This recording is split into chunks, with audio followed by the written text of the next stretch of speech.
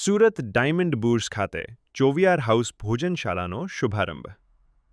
મળતી માહિતી અનુસાર ડાયમંડ બુર્સ વેપારની સાથે સેવાનું પણ કેન્દ્ર બન્યું. આ ચોવિયાર હાઉસમાં અંદાજિત 250થી પણ વધુ વ્યક્તિઓ આ ચોવિયાર હાઉસ ભોજનશાળાનો લાભ લઈ રહ્યા છે. હાલ આ સેવાકીય પ્રવૃત્તિ દેશભરમાં પ્રેરણાનું કેન્દ્ર બન્યું છે. તેમજ આમાં ભોજન લેતા લાભાર્થીઓ પણ ખૂબ જ ઉત્સાહિત થઈ ભોજનનો લાભ લઈ ચોવિયાર હાઉસનો લાભ લઈ આનંદમય બન્યા છે.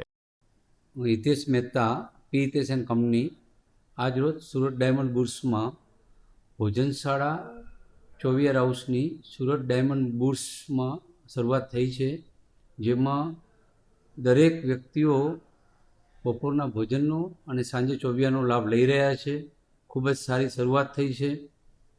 અહીંયા આવતા દરેક દલાલ મિત્રો, વેપારી મિત્રો, કંપનીનો જે કોઈ પણ સ્ટાફ હોય એ લોકો, જે લોકોને બપોરની જમવાની વ્યવસ્થા અને સાંજે ચોવિયારની વ્યવસ્થા અહીંથી પૂરી પાડવામાં આવે છે.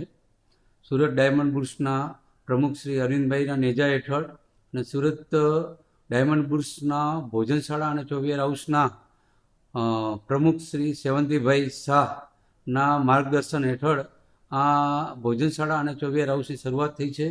ખૂબ સારી રીતે ભોજનશાળાની શરૂઆત થઈ છે. લોકોનો ખૂબ ઉત્સાહ છે. રોજના 250થી 300 વ્યક્તિઓ બપોરે ભોજનશાળામાં ભોજન લે છે. સાંજના 100થી 125 વ્યક્તિઓ ચોવિયાર હાઉસનો લાભ લે છે અને ખૂબ સારી રીતે ચાલી રહ્યું છે.